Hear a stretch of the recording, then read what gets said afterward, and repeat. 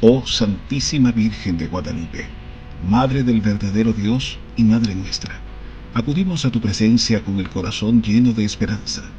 Tú, que escuchas las súplicas de tus hijos y consuelas a quienes sufren, acompáñanos en nuestro caminar diario. Intercede por nuestras familias, protege nuestros hogares, fortalece nuestra fe y ayúdanos a vivir según las enseñanzas de Jesucristo. Que tu amor maternal nos inspire a practicar la caridad, la humildad y la paz con todos los que nos rodean. Virgen bendita de Guadalupe, estrella de la evangelización y consuelo de los afligidos, mira con misericordia nuestras necesidades y preséntalas ante tu Hijo.